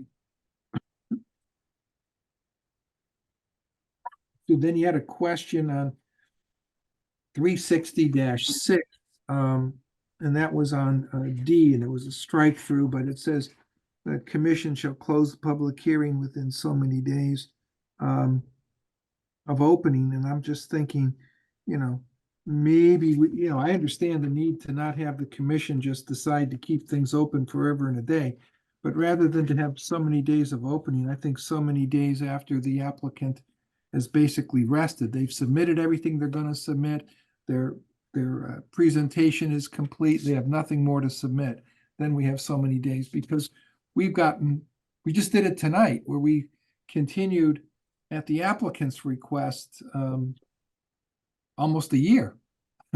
Sure, but that's provided there. The applicant can extend the deadline. The point of this is there is a point at which this is mirrored in DP's regs, is there's a point at which the commission just has to say, we haven't received sufficient information, so our denial is based on lack of information. That if the applicant doesn't want to produce more information, the commission can't simply keep demanding it and keep delaying the inevitable decision because they want more. Ryan, we haven't done that. When we've said we need this, we need that, we need the other thing, the applicants will say, okay, we'll get it until we get a continuance. If they say, no, we're not going to do it, we're done, then we say, okay, you're done. Sure. We'll close and the purpose and the purpose of drafting a bylaw is not what you guys do. It's what you want to ensure is done in 15 or 20 years. I got you. But I just was thinking in terms of, we could say that the public hearing, if we're going to do that, then it's going to be something a little different. It's got to say that the commission shall close the public hearing within, let's say, 90 days of opening, the same.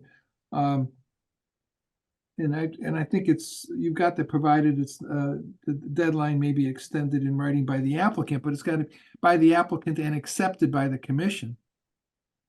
We may decide we don't want to extend it. We don't. That's up to us too. Oh, sure, absolutely. Yeah, if you want that, that was implicit, but if you want that explicit, that's absolutely. You guys can close the hearing if you want earlier. Yeah. That would give the applicant the thought that they can extend at their request. Sure. And we don't have an Yeah, option. fair enough. Yeah, absolutely. Okay, so I'm okay with, I mean, I was just thinking in terms of, oh, so many days after they've rested, but I get it. All right, I mean, I think it's probably 90 days. I mean, I gotta be honest. And we can go through these other parts of it, but you know, we could be in a situation where we're rewriting things wholesale again if you guys come with a completely different thought regarding the buffer zone. I think that is, everything I've been drafting, every iteration has been on the assumption that the buffer zone protection that is afforded in the bylaw is not changing. And that sort of scaffolded how I tried to do the procedural structure of the bylaw and the application process and the approval process and all of this on that assumption. And if that is changing, that could impact a lot of things. For example, you may want to have a different public hearing process for negative determinations that has a different timeframe. Things like that could come up, or if it's in the buffer zone versus the resource area, you might have a different process. I just don't know. So I don't want to assume anything at this point for how this is drafted until we get that, which is basically the initial question. No, Is, I hear are you you. fundamentally changing jurisdiction or not? I think I understand your concern and I'm not disagreeing with you. We're not going to solve that tonight. I was just trying to give you some of my other ideas Sure. that, frankly, I thought a lot of the suggested amendments and edits were appropriate. I think Mark had said that at the outset, that by and large, this is a better version of the bylaw than what we gave you to look at.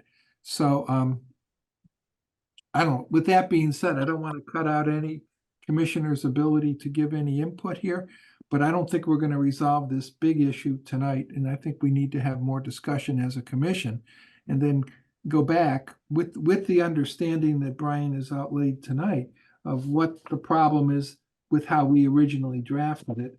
And frankly, how we've been conducting these requests. It's more than just how we drafted this. Mark, just so I know I'm looking at the right thing, do you think you could send out DEP's version of buffer zone law so we can compare it to what's in this proposal here? I mean, well, buffer zone law is kind of a vague term. I think Well, I think what I'm hearing you ask me is buffer zone jurisdiction under the act. yes. Oh, yeah, that's easy. That's in a page, scanning a page. Yeah, just so I can look at the two side by side. I can do that. Thank you.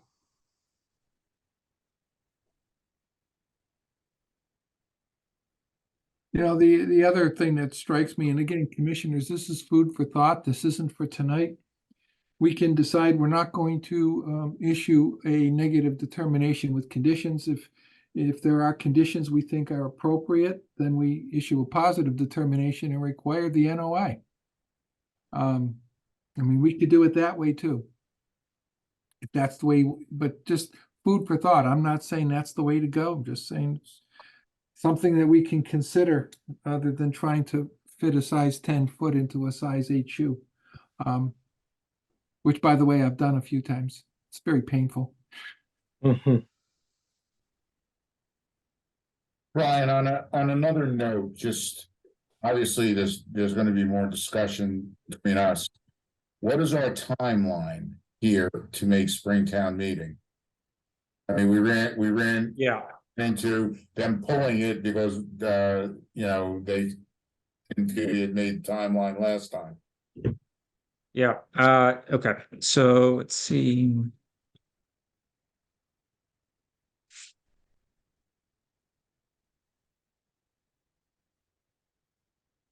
I wonder if the 2024 calendar has been put up yet. That's what I'm checking.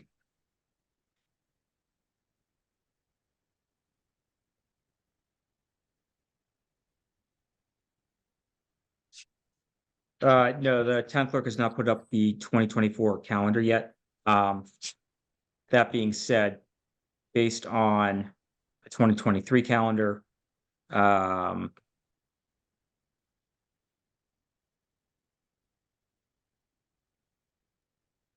You're looking at end of April. Technically it's March, but that's to get it to town council. So, if I'm already involved in drafting it, we're looking at the last week or two of April. I hope we're completed and we can submit it well before that. Well, I asked that question for several reasons. And I'm dealing with something else with Anthony, that this commission needs to meet on within the next, prior to January 18th. So certainly next week, by the end of this week, beginning of next week. And on Anthony Savastano's request / requirement, we need to have an executive session between now and the 15th or so, was we have to make a legal response on a request for public records. And Anthony has that response, he's drafting it, but we have to vote on it to accept it and send it out, as there was an accusation made inappropriately and inaccurately about how we handle posting of agendas. Having said that, I think that having a meeting on that and discussing this matter is probably pretty prudent, but that has to happen really quickly. And Mike Keogh and I discussed this earlier on a phone call. The executive session part of it, we did, yes. Well, I mean, do we want to include this as part of an executive session? Should it be or shouldn't be, whatever? This shouldn't be bylaw should This be should not. part of the executive No. session. So we talked about the executive session because Okay, so we schedule an executive session and then an open meeting for this. That should happen at the same time, so we're not departing and gathering again. That's what I think, and it would be the executive session item is a very short item. And then we could have some time to deal with this. And give Brian some additional guidance. Which is, I think, what Brian's asking. Yes, and what I don't want to have happen is I go, okay, I'm gonna try to, I'll do my best to figure out a solution to this based on, some modification of the buffer zone. And then, 2-3 weeks pass, I get you guys a draft. It's not anything like you guys want. And we're just doing this again and again and again. And really what it needs is you guys come to a consensus on what it is you want jurisdictionally for the buffer zone. And then I can draft something concrete quickly based on that. But right now it's guesswork for me. And, if you guys aren't happy with it, we're going to do another iteration and you're unhappy with that. And, it's not productive and it just keeps stringing the timeline out. So my hope is you guys can give me some concrete information, exactly how you guys want to handle this. And then I can draft it quickly for you guys to look at.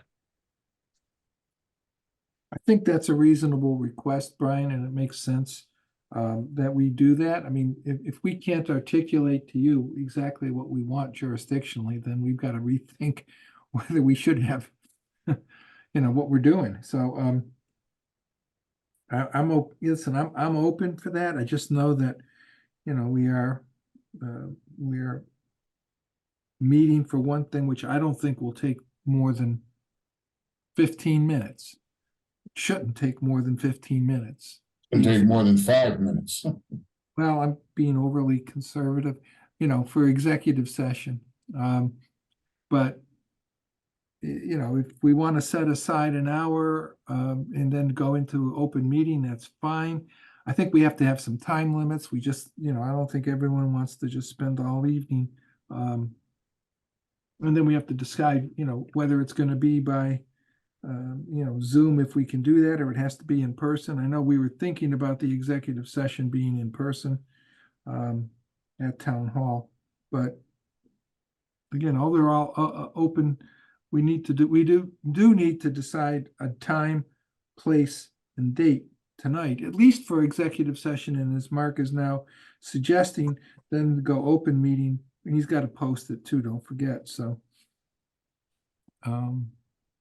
We have that, we have to start. We have, I'm looking at a calendar right now. We have Wednesday, the 10th through Friday, the 12th of this week.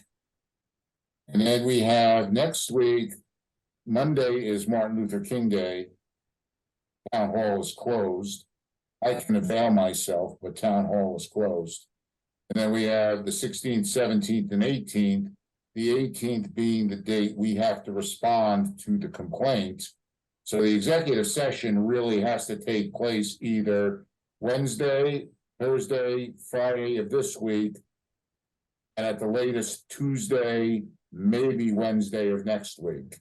So Well, and at this point, you can't do it on Wednesday or Thursday because you have to post 48 hours. So you're looking at Friday, Tuesday, oh, Wednesday. so yeah, so right, so thank you. So we're looking at Friday of this week, Tuesday of next week, Wednesday of next week. Well, for me, Friday is out, but Tuesday or Wednesday, at this point, I could certainly meet.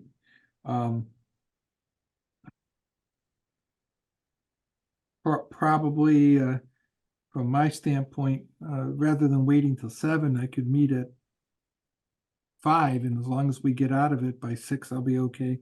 Or I have to do it at 7, because I do have a commitment in between. It's called dinner. I kind of like eating, you know. Now, is this an in-person meeting? That's the other discussion. I'm not even sure if we're going to be able to do it by Zoom.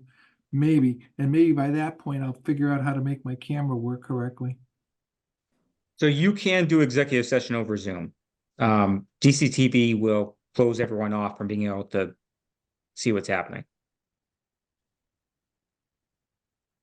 So I'll leave it to you folks. I mean, you know, I know I can be available on either date, and I gave you the time frames. I would like to keep the meeting to no more than an hour. If it goes beyond that, I'm going to start having hunger pains, or I'll be getting sleepy, depending on what time you select. I guess the question is, can anybody meet at 4 or 4:30? Is that too early? I cannot. And if I do it, this is just me speaking, I can only do it by Zoom on Tuesday. Okay. Any time, Richard? I'm sorry? Any time on Tuesday, you have to be. Well, I prefer 5:30 or better. Or above, or later. Okay. I could live with that. I'll just have a ding dong or whatever those things are called for to me. Yeah, I'm okay with Tuesday before 7. I have CPC, but if we go before then, we should be all right. So we're gonna pick a time. You wanna pick a time now, 6 on this coming Tuesday? Can we do 5:30? I'll try to do 5:30, no problem. All right, that's okay with me. Now, the question is, how are we doing it? By Zoom? Are you be able to? Richard can only do it by Zoom. Oh, yeah. I Do it by can only Zoom. do it by Zoom also. Okay, so Joe as well. So we're gonna have to set that up with DCTV. I'll take care of that. Okay, So are we all in agreement? Tuesday, 5:30. 1/16 at 5:30 Yep. It works for me. with a Zoom. And I will, that gives us enough time, right, to post? Yeah. You're fine. I'm gonna be tentative for that 5:30. I'll try to make it work, but I can't commit at this moment. 7 would be better, but it sounds like it doesn't work for the majority. So Well, it looks like if we were only doing executive session, that would be okay, but we're gonna do that plus the bylaw on open session. I really, I think I'd have a tough I time. get it. Yeah, I get it.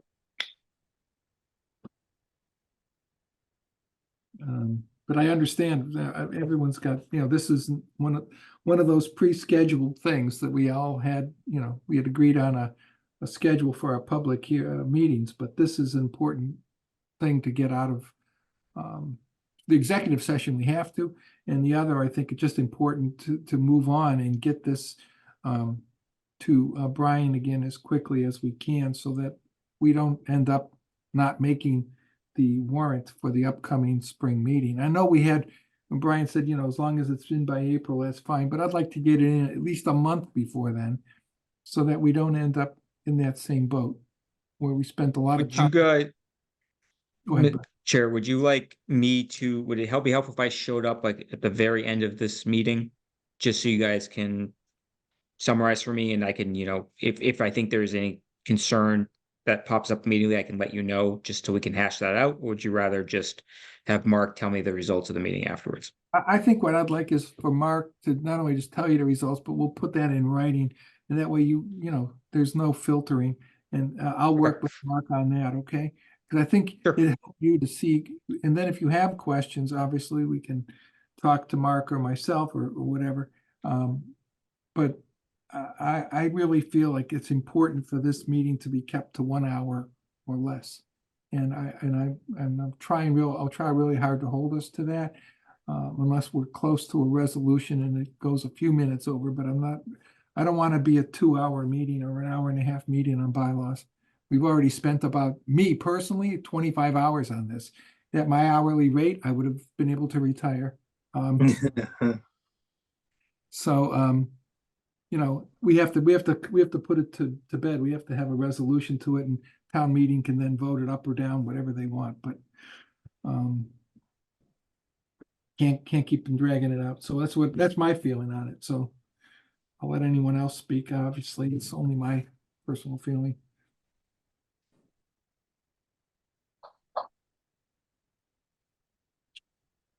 Well, no one else. Is that, so we're tentatively set now. You're gonna check with DCTV, but tentatively set for both an executive session and a public session on Tuesday, January 16th at 5:30 PM. Executive session first and the public session second. The public section will be regarding bylaws. Keep the meeting to 1 hour. I'm good to go. I'll be in tomorrow morning. Okay. Excellent. So, any commissioners, any questions? Probably. Are we doing an executive session and a public session in the same hour? Well, we go in, open up a public session, and then we go into executive session, then we leave the executive session, go back to the public session. So we can do that, yeah, because the executive session, Mark says 5 minutes, I say 15. What I will do is I will put it in as the meeting will open at 5:30. We'll go into executive session immediately, and I will have executive session for 15 minutes. At most. Goes out of that, and then the rest of the time we'll deal with the open session. Exactly. It's not a long, believe me, it's not a long, complicated thing, Jim, for executive session. Okay.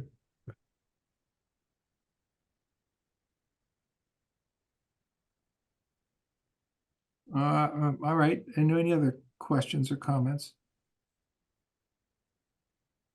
Mark, anything else on? No, we're good. All right. So at this juncture, I'll entertain a motion to adjourn. Second. The seconded motion, roll call vote. Jim, Yes. Kyle, Yes. Nat, Yes. Joe, Yes. Richard, Yes. and I'm a yes. That motion passes unanimously. Thank you, everyone, and thank you, Brian.